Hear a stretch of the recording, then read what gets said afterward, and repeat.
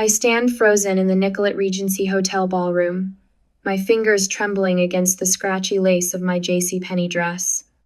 Caleb's small hand clutches mine, his tears falling silent and steady onto the polished marble floor. The crystal chandeliers above us sparkle with merciless brightness, highlighting every face in the crowd that stares at us with mixed expressions of shock, pity, and poorly concealed amusement. My sister Sabrina, resplendent in her designer wedding gown, lifts the microphone to her perfectly painted lips. A cruel smile plays across her face as her voice rings through the sound system. Let's start the bidding for this single mom and her fatherless son at $0. That's all they're worth. The words hit me like a physical blow. Scattered laughter ripples through the crowd of wealthy guests, the sound of crystal champagne flutes clinking a discordant accompaniment to my humiliation. Just 3 weeks ago, when the invitation arrived in our mailbox, I'd felt a flutter of hope. The heavy cream envelope, addressed in elegant calligraphy, had seemed like an olive branch after years of increasing coldness from my family. Look, Caleb, I'd shown him the ornate card. Aunt Sabrina's having a princess wedding. His eyes had lit up, small fingers tracing the gold embossed letters. Will there be cake? We'd spent an entire Saturday at the mall, searching for outfits we could afford. Caleb had been so proud of his clip-on tie, practicing his bow in front of the bathroom mirror. I'd altered my dress myself, staying up late after my cafe shifts to take in the seams until it fit just right. But from the moment we arrived at the hotel, the snubs began. Our table assignment was tucked behind a large flower arrangement, far from the family seating. Our name cards were mysteriously missing. My mother Joanne had barely glanced our way during the ceremony, though she'd embraced every other guest with theatrical warmth. The sound of my mother's voice cuts through my memories. You know how it is with cafe workers? She adds from her seat at the head table, swirling her champagne. They'll take whatever scraps they can get. Caleb tugs at my hand. Mommy? His voice wavers, confusion giving way to understanding in his young face. Why are they being mean? My throat tightens. 3 years ago, Dad would have never allowed this. Charles Cooper had built Cooper Realty from nothing, treating both his daughters with equal love and respect until the day he died. The stroke had been sudden, stealing him from us before anyone could say goodbye. After that, the isolation began. First, it was forgotten birthday invitations, then missed holiday gatherings. Each time, I told myself it was just grief changing us all. I kept trying, kept bringing Caleb to visit, kept hoping the family I remembered would return. Now, watching Sabrina gesture to the crowd like an auctioneer while my mother smirks beside her, I understand how wrong I've been. I turn toward the exit, but 2 members of the wedding staff step smoothly into our path. My sister's voice follows us, sharp with mockery. Now, Melanie, don't run away, we're just started. Blood pounds in my ears. Part of me wants to flee, to grab Caleb and escape this nightmare. But another part, a stronger part that sounds like my father's voice in my head, tells me to stand my ground. Please, Caleb whispers, his fingers digging into mine. Can we go home? Before I can answer, a man's voice cuts through the uncomfortable laughter. I'll offer $850,000 for them. The ballroom falls silent. I turn toward the sound, my heart pounding against my ribs. A composed middle-aged man rises from a rear table, his expression unreadable. His tailored suit speaks of quiet wealth, but it's his steady gaze that captures my attention. When our eyes meet, I see something in them that I haven't seen since my father died. Recognition, respect, and something that looks remarkably like justice.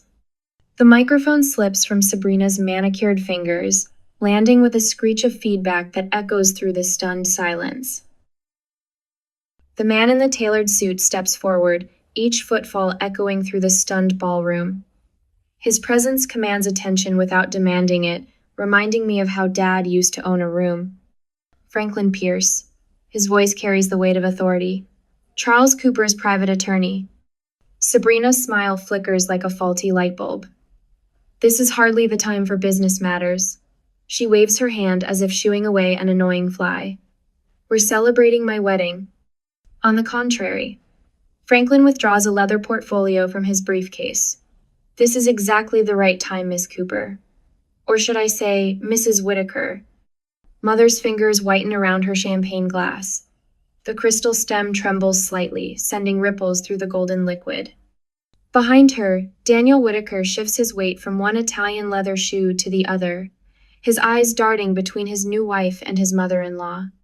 Your father left a second will. Franklin's words slice through the tension. One that has now been legally validated. The portfolio opens with a soft leather creak. Inside, crisp documents arranged with careful precision catch the chandelier light. My heart pounds against my ribs as Franklin begins reading, his tone measured and clear. To my daughter Melanie Ann Cooper, I leave controlling interest in Cooper Realty, amounting to 92% of company shares. Caleb tugs at my hand. Mommy, what's happening? I squeeze his fingers gently, unable to form words as Franklin continues. Numbers flow past my ears: property deeds, bank accounts, investment portfolios. Each revelation strikes another crack in my understanding of the past 3 years. This is ridiculous. Sabrina's voice rises, brittle as thin ice. Daddy would never… Perhaps? Franklin interrupts.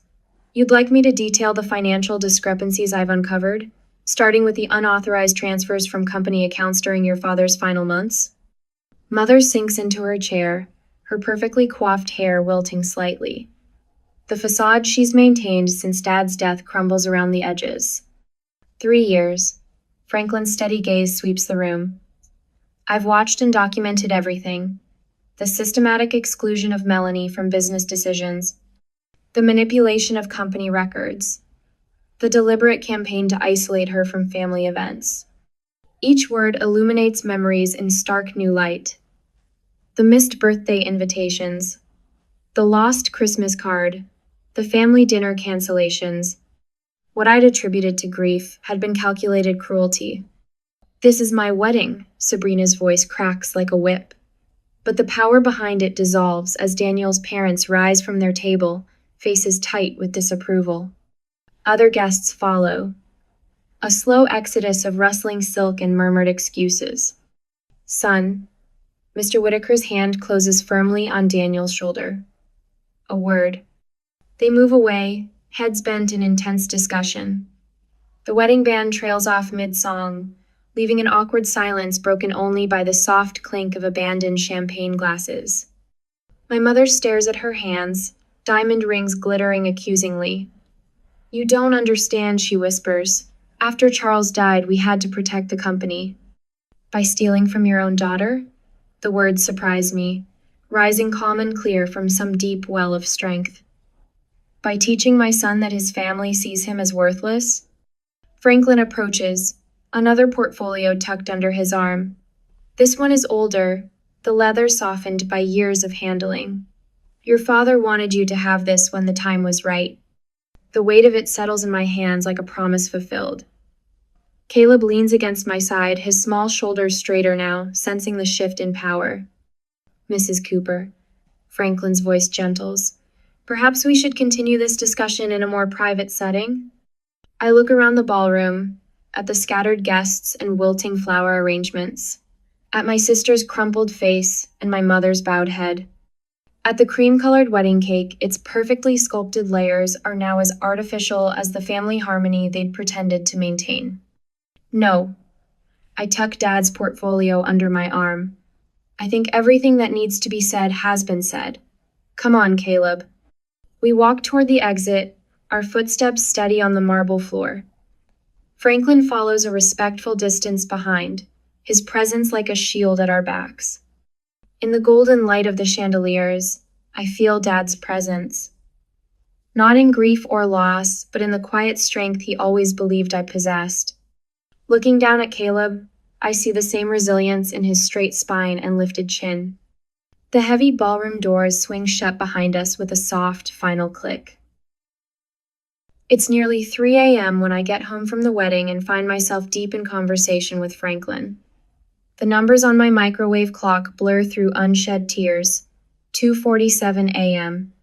Caleb sleeps on the threadbare couch, his small chest rising and falling beneath the quilt my grandmother stitched before I was born. The leather portfolio Franklin gave me sits untouched on my kitchen table, its presence as heavy as a stone. Your father was meticulous in his planning, Franklin says, his voice soft enough not to wake Caleb. He pulls out my mother's wooden chair, the only piece of furniture she let me take when I moved out, and settles into it with practiced ease. He knew what was happening long before the stroke. The words hit me like ice water. He knew? My fingers trace the worn edge of the table, catching on a scratch from Caleb's first attempt at homework. About their everything? Franklin nods, reaching for the portfolio. Charles Cooper was nobody's fool, Melanie. He watched them push you away and saw how they treated Caleb. But he needed to be certain about something first. I wrapped my arms around myself, remembering countless Sunday dinners when Dad's gaze would linger on me, thoughtful and searching. The slight nod he'd give when I refused his offers of help, choosing instead to work double shifts at the cafe. The quiet pride in his eyes when I enrolled in night classes, determined to finish my degree. There's more.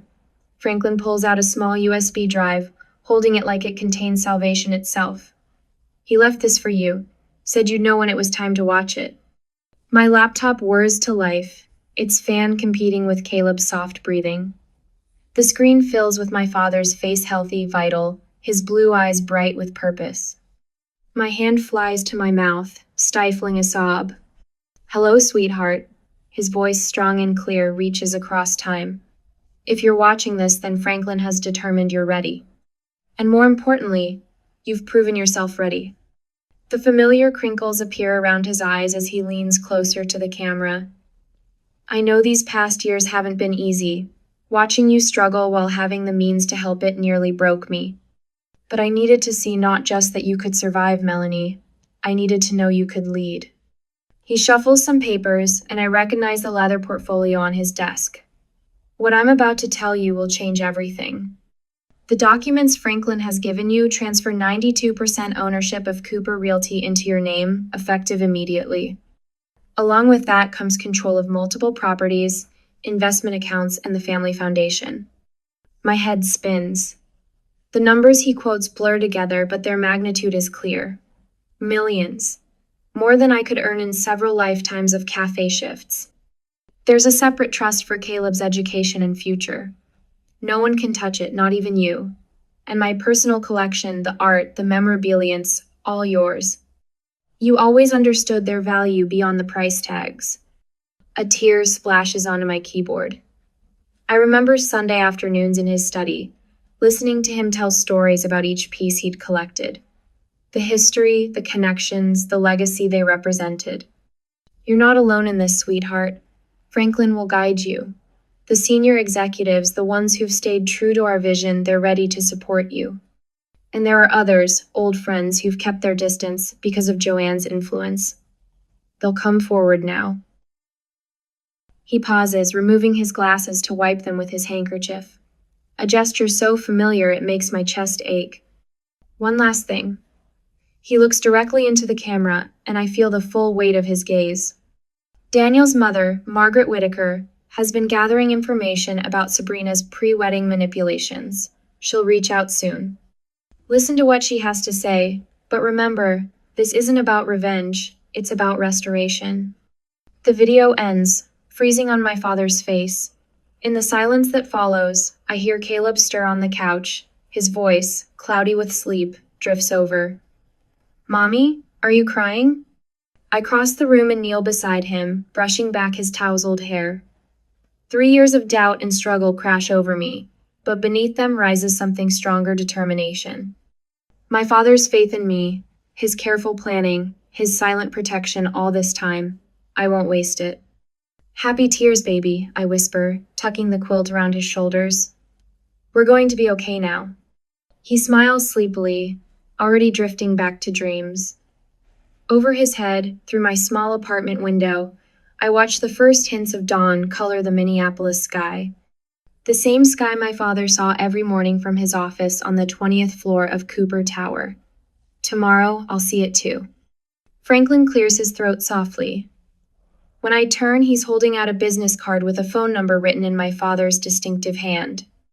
Margaret Whitaker's private line, he explains. Whenever you're ready. I take the card, feeling its weight another piece of the legacy my father left behind. Not just wealth or property or power, but the chance to rebuild something broken, to lead with the same quiet strength he showed me all my life. I'm ready now. The next morning, the elevator doors part silently on the top floor of Cooper Realty. My fingers trace the brass handrail, remembering how Dad would pretend to shine it with his sleeve every morning, whistling an old Frank Sinatra tune. The same security guard, Tom, stands at his post, his weathered face lighting up with recognition. Miss Melanie? His voice cracks. Welcome home. The morning sun streams through floor-to-ceiling windows, illuminating a sea of curious faces peering over cubicle walls. Some I recognize from company picnics years ago, others are strangers. Franklin walks beside me, his steady presence a buffer against the whispers that follow our path through the office. A woman in an expensive suit rushes past, phone pressed to her ear. Joanne, please, I can't talk now. She's here. The woman's steps falter when she sees me, her face draining of color. My mother's closest friend on the board, I realize. One of many who looked the other way. In Dad's office, my office now, everything remains exactly as he left it. The same leather chairs, the same vintage brass compass on the desk. Even his favorite coffee mug, the one with fishing lures printed around the rim, still sits on the credenza. They didn't dare change anything, Franklin explains, closing the door behind us. Your mother claims she was preserving his memory. In reality, she was preserving appearances while bleeding the company dry through a series of shell corporations. My phone buzzes for the 20th time this morning. Joanne's number. I silence it without looking at the message. The audit team is ready whenever you are, Franklin says, setting a thick folder on the desk. And the PR statement about the leadership transition is drafted for your review. I sink into Dad's chair, running my hands over the smooth mahogany desk surface. A memory surfaces, sitting here at age 8, practicing my signature on his letterhead while he reviewed contracts. A leader's signature needs to be readable, Melly, he'd said. Shows respect for the person reading it.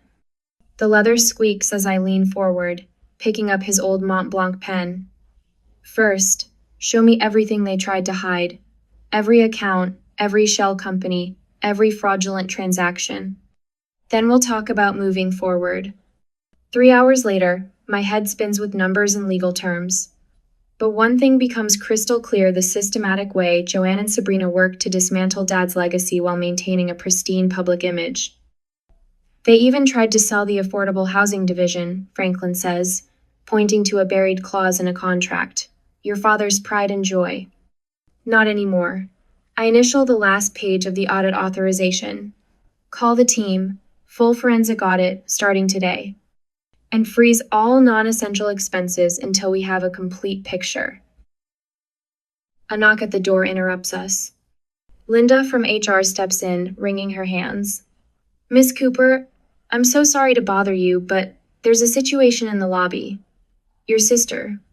I stand, straightening my blazer. Is she alone? No, ma'am. She brought her attorney. 3 of them, actually. Perfect. I pick up Dad's compass, feeling its familiar weight. Have security escort them to the main conference room. And Linda, make sure everyone knows their jobs are secure. The only people who need to worry are the ones who helped steal from this company. The compass arrow swings, finding true north, just like Dad taught me. My phone buzzes again. This time it's a text from Mrs. Rodriguez at Caleb's school. A video clip appears. Caleb at recess, surrounded by kids asking about his rich grandpa's company. Can we still go to the park after school? Caleb's message follows. The one with the crooked slide? Tears blur my vision as I type back. You bet, buddy, some things will never change. Franklin clears his throat.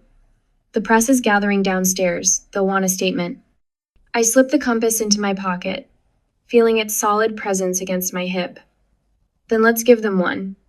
But first, I need to make a call. Picking up Dad's old phone, I dial the number for Martinez Construction. They'd been our partners in affordable housing projects for 20 years before Joanne cut them loose. Mr. Martinez, this is Melanie Cooper. I believe we have some catching up to do. The familiar sound of power tools fills the background as he answers. Charles Cooper's girl? Well, I'll be damned. Welcome back to the family business, kid. I smile, catching my reflection in the window. For a moment, I see Dad's determined expression mirrored in my own face. Family business. I repeat softly. Yes, that's exactly what this is. 6 months melt away like winter snow. The Cooper Realty office sparkles with morning sunlight as I adjust the position of my father's restored mahogany desk. His initials still gleam in the corner where he carved them 30 years ago, back when this company was just a dream. They're here, Miss Cooper. My assistant's voice carries a note of concern. Send them in, Patricia. I smooth my pencil skirt, settling into the leather chair that once cradled my father's frame. Joanne enters first, her Chanel suit hanging loose where it once fit perfectly.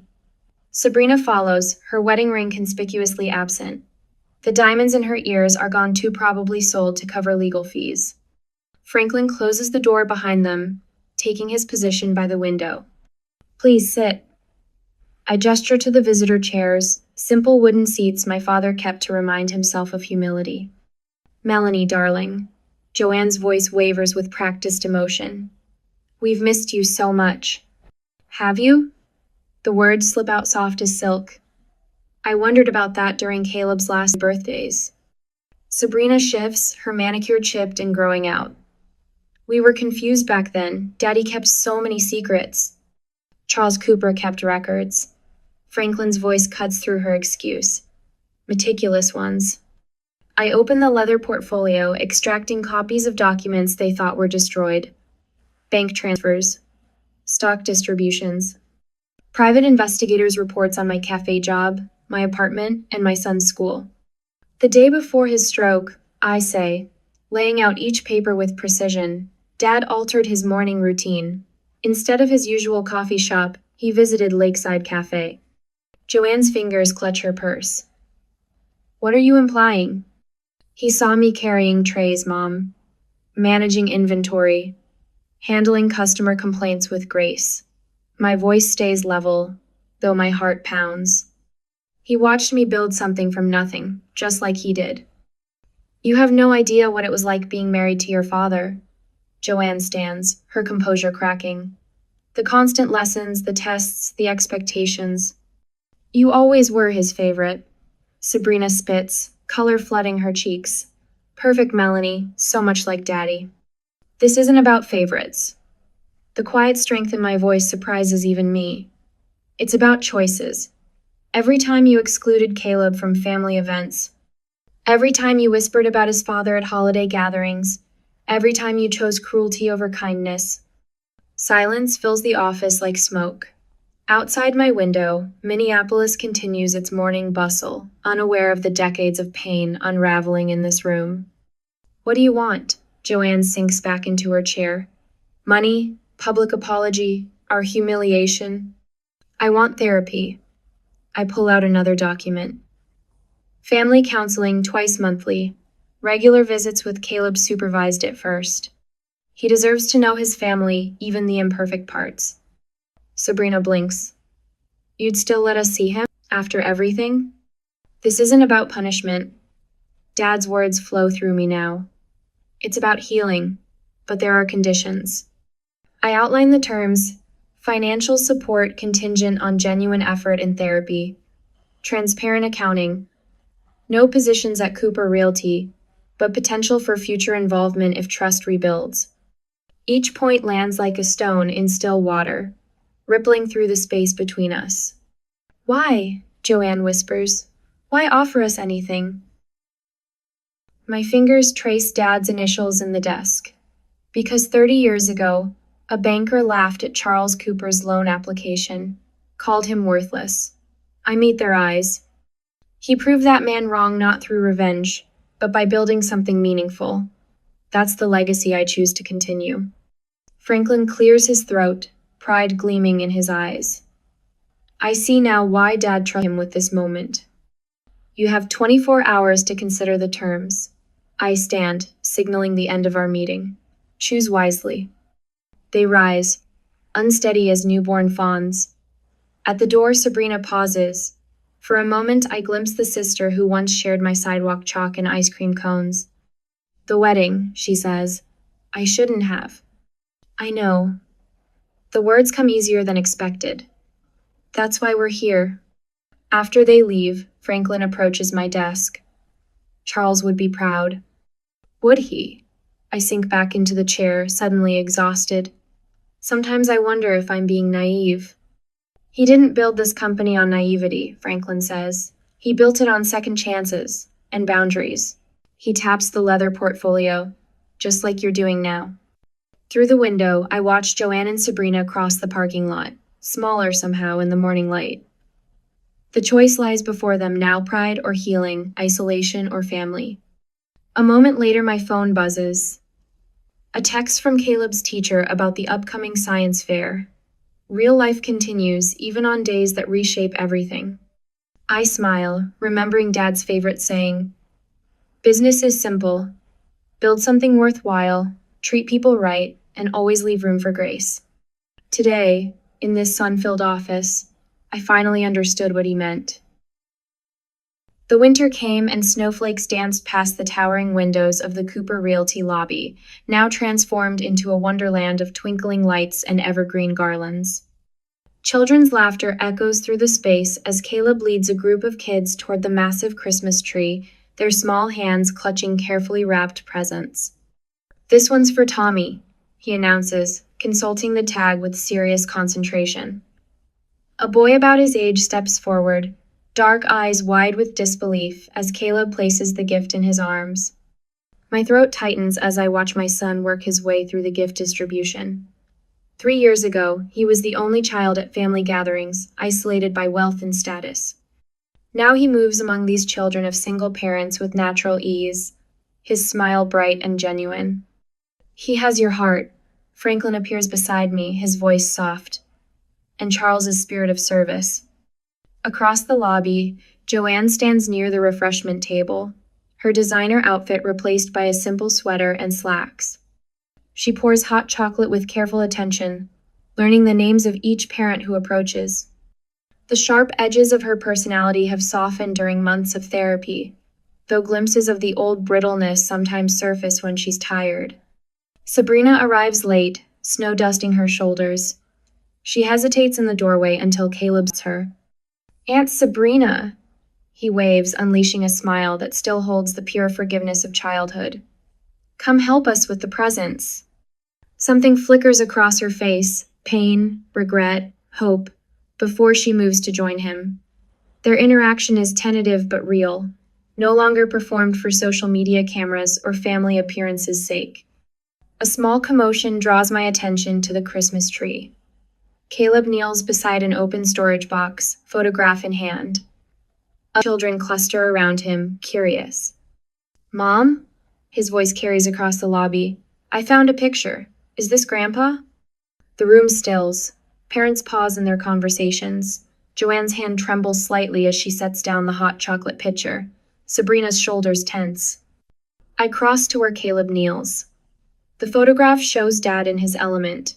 Sleeves rolled up, blueprints spread across his desk, explaining something with characteristic enthusiasm to a young intern. His eyes crinkle at the corners, alight with the joy of sharing knowledge. Was he a good person? Caleb asks. The question hangs in the air, weighted with history. I touch the edge of the photograph, remembering the many times I'd sat in that same chair across from Dad's desk, absorbing his lessons about business and life. The way he'd listened to my ideas with full attention, treating each one as worthy of careful consideration. He was the best. My voice emerges steady and warm, and he's still watching over us. Caleb studies the photograph. He looks happy, like he's teaching something important. He was always teaching. The words come from Joanne, who is drawn closer, even when we didn't realize we were learning. A small hand tugs my sleeve. Can we put it on the tree? A little girl asks, pointing to the photograph. Next to my daddy's picture? I glance at the tree, noticing for the first time the other photographs nestled among its branches. Smiling faces of parents present and absent, creating a tapestry of family love in all its forms. That's a wonderful idea. I helped Caleb and his new friend secure the photograph to a branch. Other children added their own family photos, transforming the tree into a living memorial of love and remembrance. Later, as the event winds down, Franklin joins me near the window.